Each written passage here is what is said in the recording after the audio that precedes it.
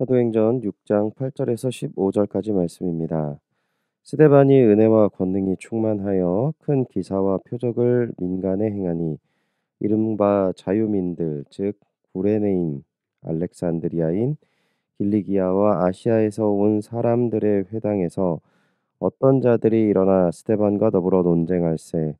스데반이 지혜와 성령으로 말함을 그들이 등이 당하지 못하여 사람들을 매수하여 말하게 하되 이 사람이 모세와 하나님을 모독하는 말을 하는 것을 우리가 들었노라 하게 하고 백성과 장로와 서기관들을 충동시켜 와서 잡아가지고 공회에 이르러 거짓 증인들을 세우니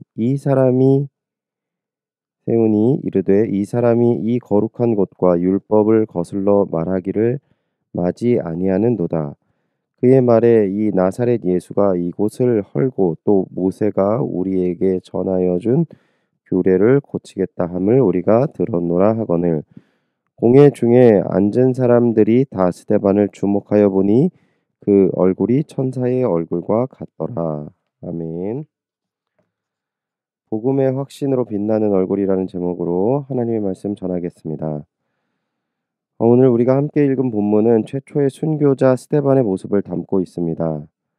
오늘 본문을 살펴보기 이전에 먼저 스데반이란 사람이 어떤 사람인지 그리고 순교자는 무엇인지를 살펴보는 시간을 갖도록 하겠습니다. 우리는 먼저 스데반의 출현에 대해서는 헬라파 과부가 구제에 제외되는 상황 속에서 일곱 집사를 세우게 되었고 일곱 집사 모두 헬라파 유대인으로 구성되었다는 것을 이전 본문을 통해서 알 수 있습니다. 그 중에 한 사람이 스데반입니다. 이 스데반이라는 이름은 스테파누스라는 보통 명사로부터 온 말인데요. 무엇이든 둥그렇게 만들어 쓰는 것을 말합니다. 어떤 사람이 운동 경기에 이기면 감람나무를 엮어서 면류관을 만들어 머리에 씌워주는데 그것을 스테파누스라고 불렀습니다.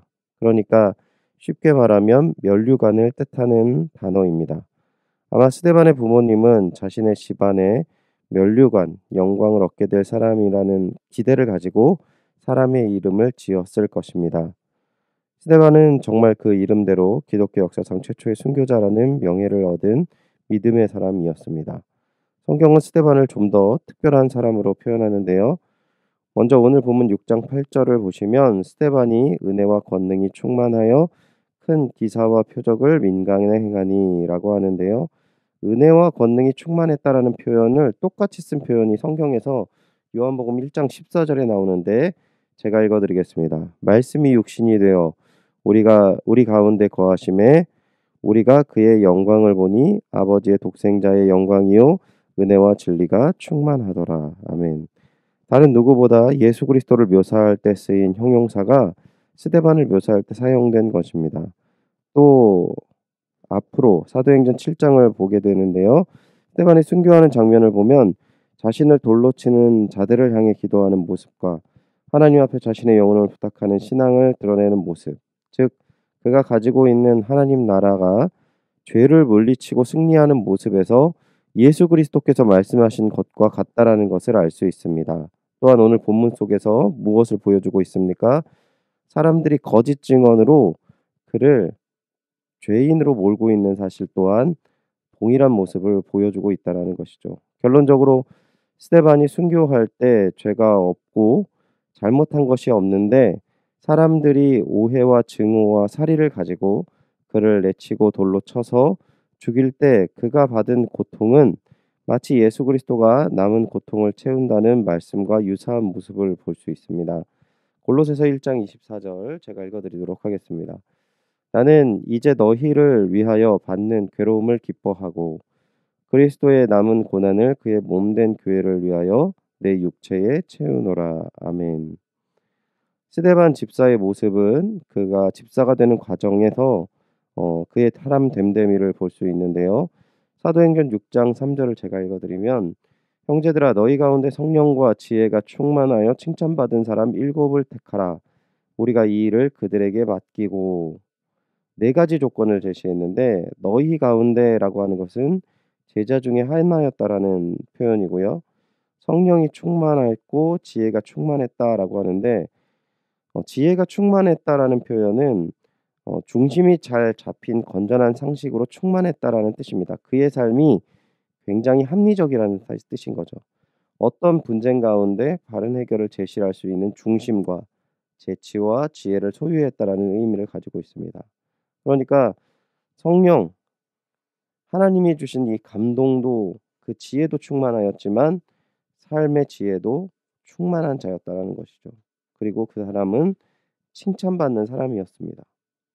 서두의 일곱 집사는 헬라파 유대인이라는 것을 말씀드렸습니다. 즉 이들이 접하고 있는 문화가 어렸을 적부터 헬라 문화였다라는 것이죠. 유대인의 좋은 가문에서 하나님을 바라보는 문화가 아니라 그가 집 밖으로 나가면 헬라 문화가 가득했던 상황 속에서 자랐던 사람이었습니다. 그런데 이 스데반이라는 집사는 물론 7명의 집사 모두가 어떤 사람임을 보여줍니까? 당대에 요구되어지고 압도되는 문화 가운데서도 중심을 잘 잡고 하나님의 말씀으로 말미암아 그 삶이 중심이 잡혀 있는 그러한 삶을 살아가고 있는 사람들을 의미하고 있는 것이죠. 그 7명의 집사 중에 예수님을 닮은 스데반을 성경은 집중하고 있다라는 것입니다.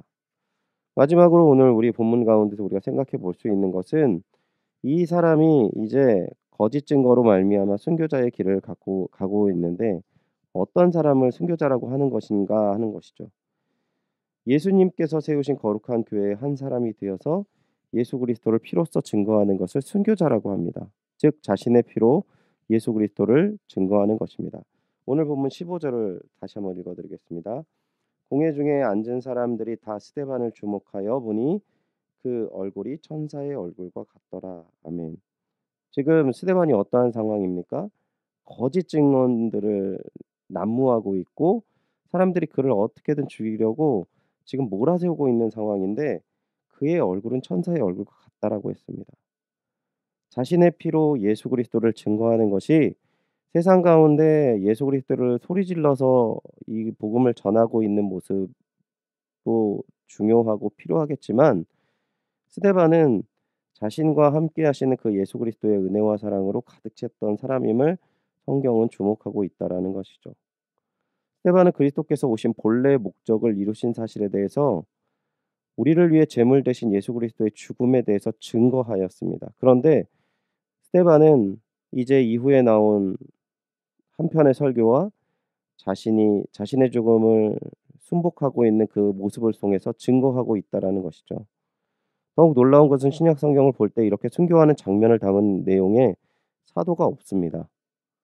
예수 그리스도의 죽음 이후에 이렇게 한 사람의 순교의 장면에 집중하는 본문이 없다라는 점입니다.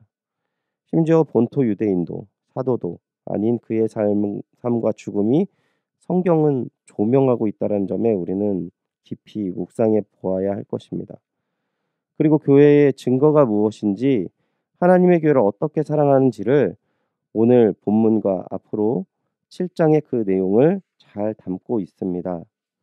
예수 그리스도께서 피로 세우신 교회, 우리가 그리고 내가 사랑하는 하나님의 교회에 어떠한 삶을 살아야 하는지, 또 그 교회를 위해 무엇을 드려야 하는지 스데반의 모습을 묵상하시면서 하나님의 기쁨이 되시는 또한 하나님이 주목하시는 그러한 주님의 사람 그리고 하나님이 예비하신 면류관을 받으시는 귀한 삶이 되시기를 주님의 이름으로 축원드립니다.